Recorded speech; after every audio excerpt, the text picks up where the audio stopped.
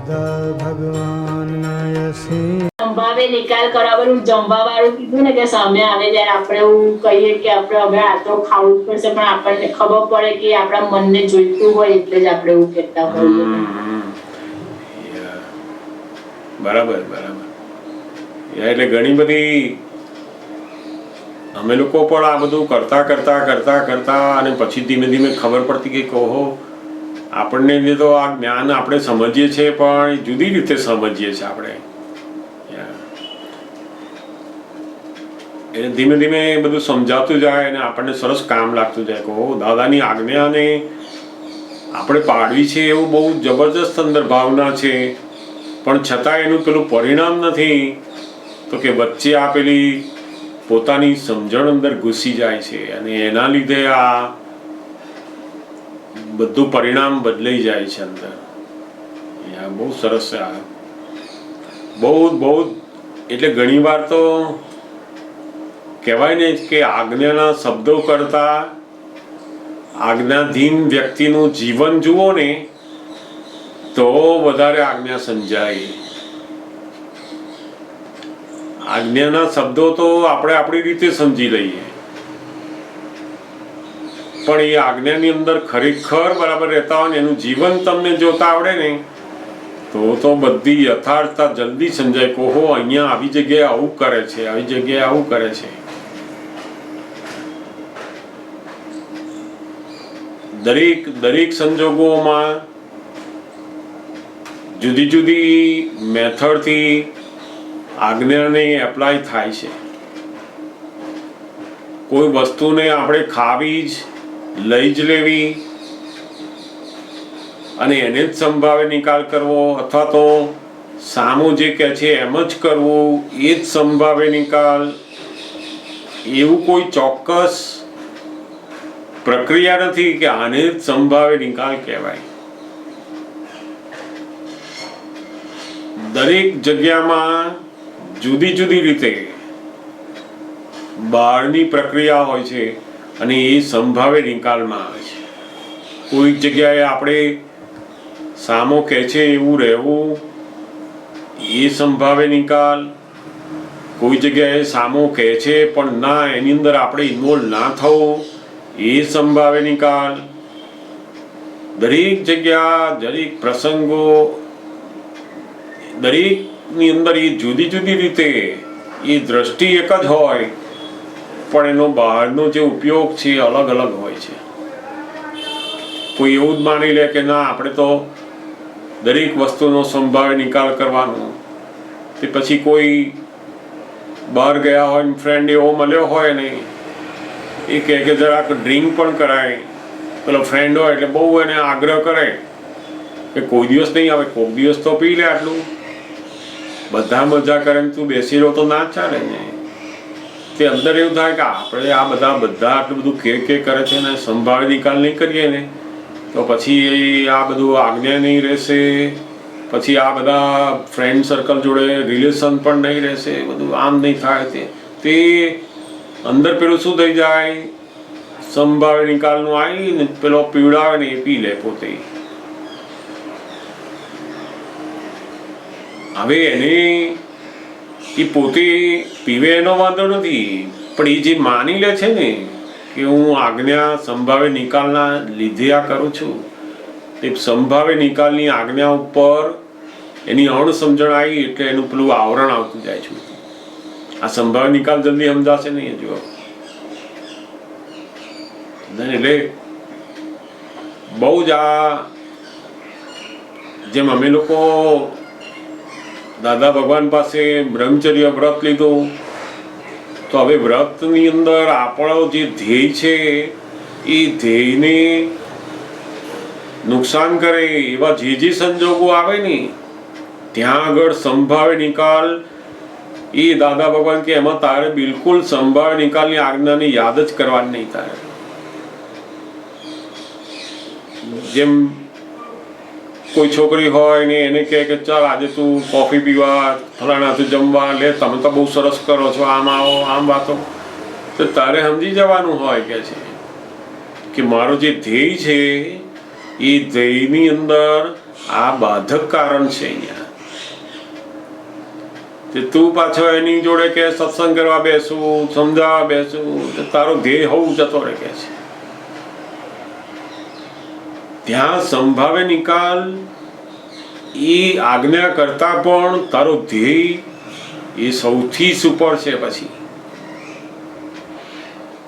કારણ કે પેલું મનને કેવું છે તો કે પેલાને જે ગમતું હોય ને એ ગમતાના વિષયની અંદર એને બહારથી જુદી રીતે એને ઇન્વોલ્વ કરે.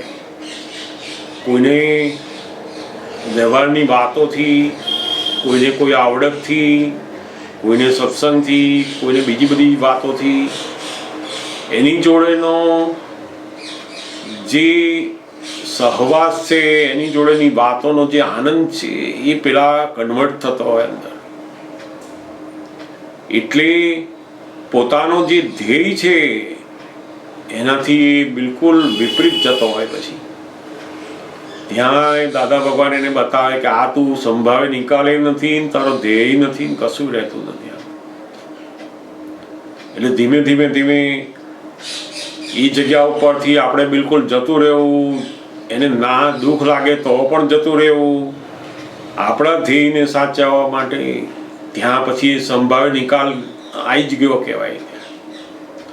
તો આવું જુદી જુદી રીતે આ સંભાવે નિકાલને વ્યવસ્થિતને શુદ્ધાત્મા જોવાની દ્રષ્ટિને ઉપયોગ કેવું કરવો એ બહુ જ, જેમ પોતાને કોકની જોડે ગમતું હોય ને, આપણે તો શુદ્ધાત્માને જોઈએ છે. આપણે શુદ્ધાત્મા, અરે શુદ્ધાત્માને તું બીજું બધું બહુ જુએ છે એમાં, પણ એવું ખબર નથી પડતી કે ઓહો મને કેમ વધારે ત્યાં ગમ્યું, કેમ વધારે યાદ આવ્યું, શા માટે આ બધું થાય છે એ ખબર નથી પડતી. જેમ જેમ પોતે પોતાના મનને, પોતાના અહંકારને, બુદ્ધિને ઓળખતો જાય પછી ખબર પડે કે ઓહો આ તો બધું જુદું છે અંદર. તો સમજાય ને? સરસ છે. અનુભવે કરીને ધીમે ધીમે તમને પણ સમજાતું જ જશે. આ જરૂરથી બધું સરસ પૂછું. હું બીજી વાત પૂછું.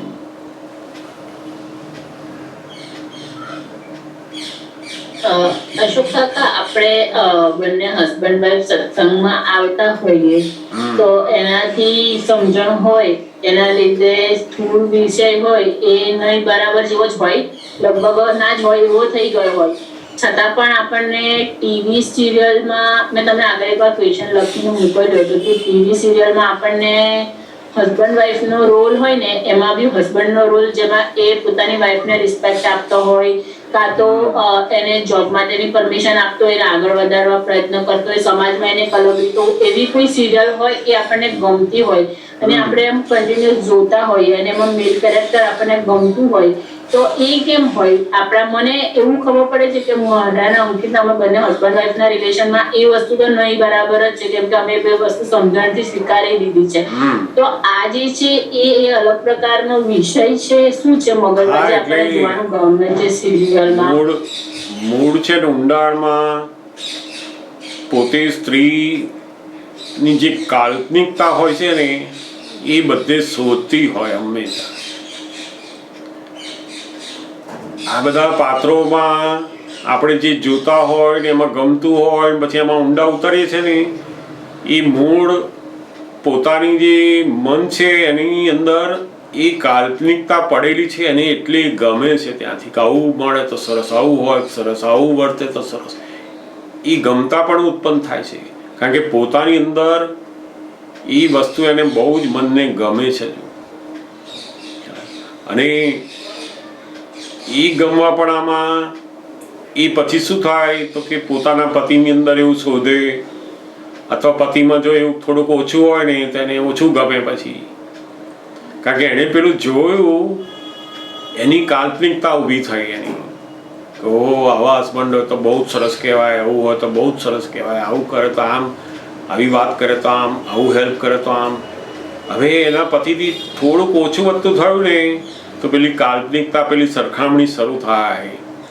એણે કાલ્પનિક હસબન્ડનું જોયું અને પેલો રિયલ હસબન્ડ, બેનું કમ્પેરિઝન થયા કરે છે હવે એને. એટલે આ બધામાં કેવું છે કે તો આ જે સિરિયલ છે કે જે કંઈ બધા પિક્ચરો છે કે બધું, એ બધી વસ્તુ તો એક માણસની એક આદર્શતા અથવા કોઈ સારી વસ્તુને દુનિયામાં બહાર લાવવા માટે એક આખી ગોઠવેલી હોય છે. હવે એના આધીન આપણે રિયલ લાઈફમાં બધું જોવા જઈએ તો એવું બધું હોય નહીં પાછું. એટલે એ મૂળ આખા વિષય ઉપર જ જાય છે કે આપણે આ સ્થૂળ વિષય કરતા પણ આવો હસબન્ડ હોય તો સારું, એ પણ એક જાતનો વિષય જ છે, એને સૂક્ષ્મ વિષય કહે છે. આ બધા સ્થૂળ વિષય એ તો માણસ છોડી શકે અથવા તો એને બંધ કરી શકે, પણ પેલા જે મનના સૂક્ષ્મ વિષય છે કે આનાથી આ સારો, કોઈ પણ સ્ત્રીને કોઈ પુરુષ કોઈ પણ બાબતે સારો છે એવું લાગે ને, એ પેલો વિષય બાજુ જ જાય છે. એવું પુરુષને કોઈ પણ સ્ત્રી પ્રત્યે એને એવું લાગે છે કે ઓહો આ બહુ જ સારું, બહુ જ સારું, એટલે એના વિષય બાજુ જ જઈ રહ્યો છે પાછું. ધીમે ધીમે એ સારાપણાની જે માન્યતા છે ને, એ ધીમે ધીમે એટેચમેન્ટ ઉપર જાય પછી, અને એનું પછી યાદ આયા કરે, સાંભળ્યા કરે, એનો ચહેરો દેખાયા કરે, બધું પછી ધીમે ધીમે આખો ચિત્તનો વિષય ઊભો થયા કરે. આપણું ચિત્ત જેવું એંગેજ થયું ત્યાંથી વિષયની શરૂઆત થાય છે, અને પેલો સ્થૂળ તો પછી આવે. એટલે સ્થૂળ વિષયથી માંડીને પેલા ચિત્તના વિષય સુધી આ બધું ચાલતું હોય છે. સ્થૂળ વિષય તો સમજણ આવે એટલે ધીમે ધીમે આજના સમયમાં જો ખરેખર સારી સમજણ આવી તો તે તો છૂટી જ જાય એનો.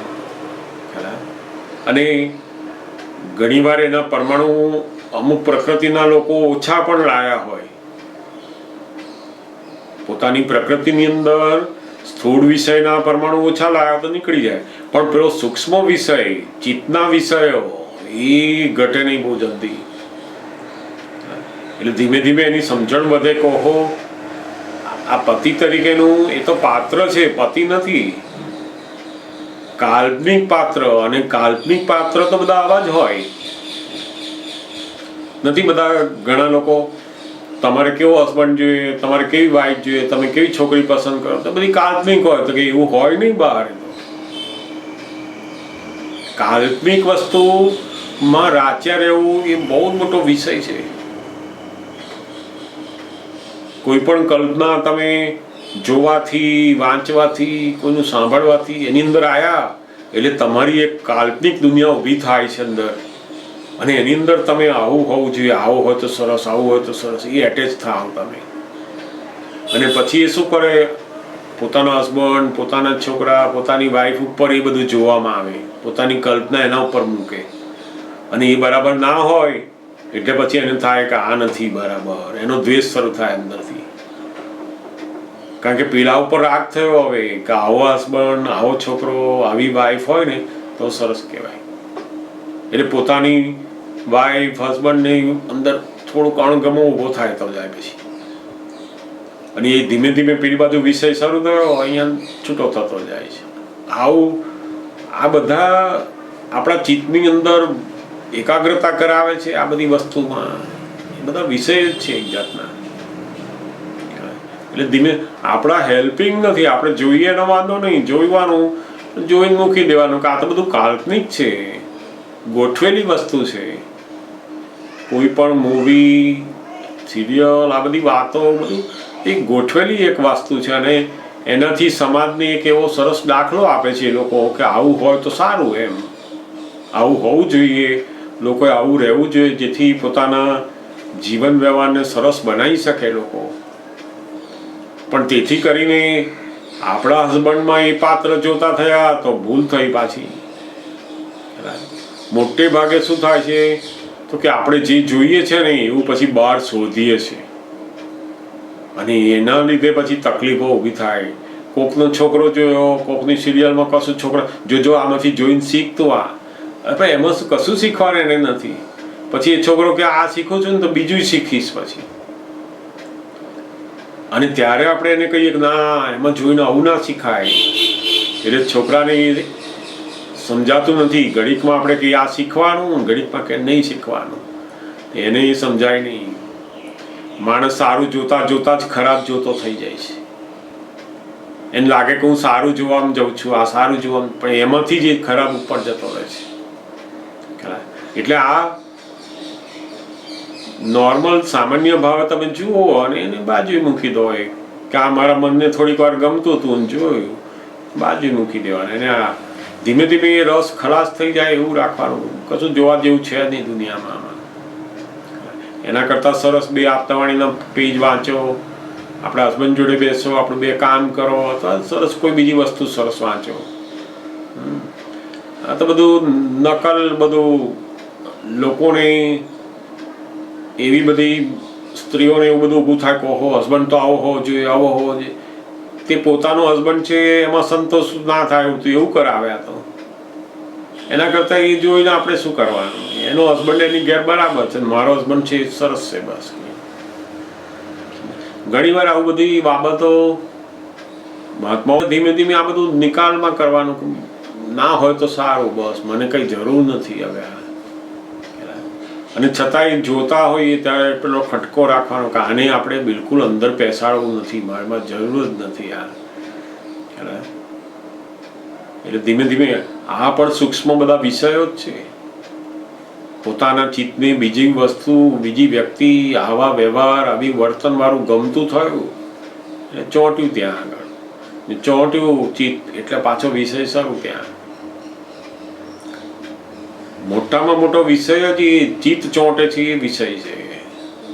શરીરના વિષયો બધા સ્થૂળ વિષય, એની ભગવાન ખરેખર સાચા વિષય કહેતા જ નથી. ખરો વિષય જે કે જે આત્મા સિવાય બીજું ચોંટે છે એ બધા વિષય છે. ત્યાં ચોંટ્યું ને બધું તો વિષય શરૂ થયો હોય. આપણે કદાચ જોવાનું થાય, જુઓ એને, પણ પેસાડવાનું નહીં. એ બધું એમની દ્રષ્ટિએ બધું બરાબર છે. એ બધું એનું જે કહેવાનો હેતુ સમજી લેવાનો, બાજુ મૂકવાનું, બસ. સમજે ને? એટલે રામને જો કરે પણ કોઈ રામ થાય નહીં, સીતાને જુએ પણ કોઈ સીતા થાય નહીં. સીતાનો એક ગુણ આવે નહીં, રોજ જોતો હોય. પણ સીતા કેવું કેવું પહેરે છે એ શીખી જાય. આવા દાગીના પહેરે છે, આવું પહેરે છે, આમ રાખે છે, એ શીખી જાય. ગુણ એકેય આવે નહીં એમાં. એટલે એ તો બહુ અઘરું છે. તો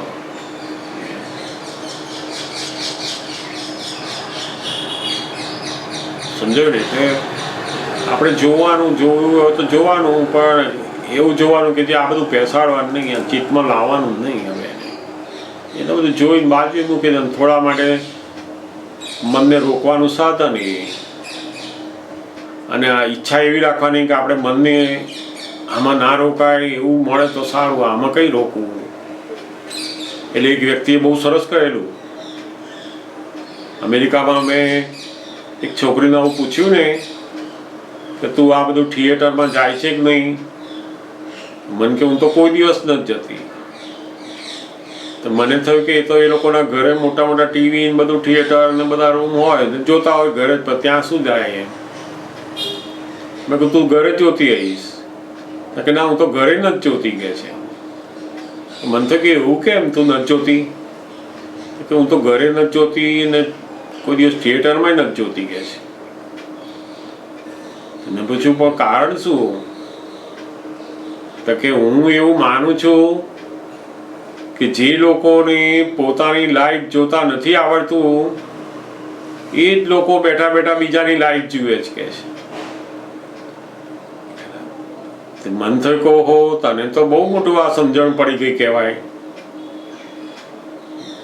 એને એની પોતાની જિંદગીને બધું જોતા આવડ્યું, એમાં વધારે રસ પડ્યો તો એ પેલું જોવાનું ટાઈમ જ ક્યાં છે પછી કે છે. હવે કેવી સરસ સમજણની ગોઠવણી થઈ હોય તો આ બીજું બધું જોવાનું પહેશે જ નહીં. ને ઘણી વાર તો કેટલાય આપણે સત્સંગમાં રહીએ, અસીમ જય જયકાર, વિધિ આટલું બધું કરીએ, આપણું ચિત્ત એકદમ શુદ્ધ બનાવીએ છીએ. હવે આપણે તો આ હસબન્ડ વાઈફ, આ સ્ત્રીપણું પુરુષપણું બધામાંથી છૂટીને પેલું આત્માપણું આવવાનું છે, ત્યાં સુધી જવું છે. તો હવે એમાં વ્યવહારનું શીખવાનું કશું રહ્યું નથી. હવે પેલું જ્ઞાનનું આત્માનું શીખવાનું બાકી છે, એના બાજુ જવાનું છે. તો જેનાથી આપણું ચિત્ત શુદ્ધાત્મા તરફ વધારે જાય, શુદ્ધ થતું જાય, એવા સંજોગોને આપણે સ્વીકારવાના પહેલા કે આવા સંજોગોને હું વેલકમ કરું. મને ક્યારે સત્સંગ મળે, ક્યારે હું આપતાવાણી વાંચું, ક્યારે દાદાની વાતનું જોઉં, ક્યારે પ્રતિક્રમણ 5-10 કરું, પછી પ્રતિક્રમણ કરું 10 મિનિટ બેસીને. તો એ મારા ચિત્ત શુદ્ધિની અંદર સૌથી મોટા ઉપકારી છે મારી પાસે. એ સમય હું મારો ચિત્તની અંદર શુદ્ધિકરણની જે પ્રક્રિયા છે એમાં ના કાઢું. ધીમે ધીમે ધીમે, અને છતાંય એકદમ અંદર આવશે નહીં, કારણ કે આપણે એટલા બધા કંઈ જ્ઞાન, આજ્ઞા કે સત્સંગ અંદર આપણું મન રહી શકશે નહીં એટલું. તો વાંધો નહીં, એને જોવડાવવાનું, થોડી વાર જો કહીએ, પણ કશું ગ્રહણ કરવાનું નહીં અંદરથી. મારે કશું શીખવાનું નથી. એટલે અશોક કાકા એવું આમ નહીં કે મારું કોઈ કન્ટિન્યુઅસ કોઈ વસ્તુની પાછળ કે કોઈ પ્રોગ્રામ જોવાનો જ મારી ઘરે એકચ્યુઅલી ટીવી ચેનલ પણ નથી, અમે લોકો તો રાખતા નથી. તો કોઈ વાર આપણે કોઈ વસ્તુ આમ જોતા હોય ને આપણને કોઈ સિરિયલ કોઈ પાર્ટ ગમ્યો આપણને, એના આધારે હું તમને કહું, બાકી કન્ટિન્યુઅસ તો મારું કોઈ વસ્તુ છે જ નહીં. તો આપણે કામ પતાવીને આપણે બેઠા હોઈએ રાત્રે કંઈક ટાઈમ વર્ક પતાવીને એમાં કોઈ ચેનલનો કોઈ પૈસા છે તે સમજાય ખરો ને, પૈસા છે આનાથી બધી વસ્તુ આવે છે, પણ મોટો માણસ જે 100 રૂપિયા કે આને બહાર તો લાગે છે. તો પણ સરસ સત્સંગ દ્વારા, દાદાની વાતો દ્વારા, અને આપણું નિશ્ચય કે મારે આ પૂર્ણાહુતિ કરવી છે, મારે જાણવું જ છે આને, તો સમજાય. બહુ સરસ સુંદર આમ કે નાની નાની વસ્તુઓ જેમાં પ્રકૃતિનો જ પક્ષ લેવાયા કરે. પ્રકૃતિ આપણને એવું લાગે કે આપણે જ્ઞાનમાં છીએ, પણ એ તો પ્રકૃતિમાં જ છીએ. એટલે આને સમજતા એટલે બહુ આમ ભૂલો પકડાયા જ કરે. બરાબર છે, ભૂલો પકડાય. ને બધા એટલે આ બાજુ કઈ છે જ નહીં. બધી આપણે માનીએ કે આપણે આત્મામાં છીએ, આપણે કોઈ આત્મામાં હોઈએ નહીં. તો જ્ઞાતા દ્રષ્ટા જ રહું છું. જ્ઞાતા દ્રષ્ટા શબ્દ તો એ તો જ્ઞાનીનો શબ્દ, જ્ઞાનીની દશાનો શબ્દ હોય. ઘણીવાર દાદા ભગવાને અમુક મહાત્માઓ માટે, અમુક માણસો માટે અમુક વાત કરે કે તું તો હવે શુદ્ધાત્મા થઈ ગયો, તું જ્ઞાતા દ્રષ્ટા રહેવાનું તારે. હવે એને પેલી જે મૂંઝવણ છે ને એમાંથી અત્યારે બહાર કાઢવા માટે એને કહે છે. એનો મતલબ એમ નહીં કે પેલા જ્ઞાતા દ્રષ્ટા ઉપર આવી જવાનો છે, પણ એને આ જ્ઞાન ઉપરની શ્રદ્ધા વધારે થતી જાય, એ એવી રીતના રહેતો થાય ને પેલી બધી વસ્તુઓને બહુ ગણકાર ને એવો થતો જાય. મારાથી થઈ ગયું, એમાંથી બહાર નીકળવા માટે પેલો શબ્દ વાપરે એમણે. હવે એ શબ્દ બીજા બધા લઈ લે કે ઓ આપણે તો જ્ઞાતા દ્રષ્ટા, એ તો ઉડતી પેલી ભૂલો દેખાવાની બંધ થઈ ગઈ હતી. સાચી વાત છે. અશોકભાઈ, બધી વૃત્તિઓ જયારે ઓળખાય ને અંદર બધી પડેલી, આ જયારે પ્રકૃતિને ઓળખાણ પડે છે ને, એ બહુ જબરદસ્ત કામ થાય છે. એ બહુ મોટી વસ્તુ પડે. હા, કે અંદર બધી વૃત્તિઓ ક્યાં ક્યાં છુપાયેલી છે આપણને એવું લાગે, પણ આપણો અંદર ત્યાં શોખ છે, આપણે કઈ ગમે છે, કશું નથી ગમતું, એટલે આખું બધું કલ્પેલી વસ્તુઓમાં રાખીએ છીએ, કલ્પેલી વસ્તુઓ એમાંથી બહાર. એટલે ડિફિકલ્ટ ટુ સે, પણ સમજાય. જેમ જેમ સમજાશે ને પછી તમને તમારું દેખાતું થશે ને પછી એમાંથી બહાર નીકળવાની શક્તિ આવશે. ઓહો, પહેલા તો દેખાતું થાય, પોતાનું દેખાતું થાય ને પછી એને ઓળખાણ થતી જાય પાકી, પછી નિશ્ચય થાય કે નહીં આમાંથી બહાર નીકળું છું, મારે અહીં જ મારો પુરુષાર્થ રહેલો છે આમાંથી. હવે સરસ છે. અને હું પણ, અશોકભાઈ પણ એવી રીતના જ બધું કરતા જઈ રહ્યા છે. તમારી જોડે એ શેર થતું જ જાય છે કે હું પણ આ રસ્તા ઉપર જઈ રહ્યો છું. ઓકે, જય સચ્ચિદાનંદ.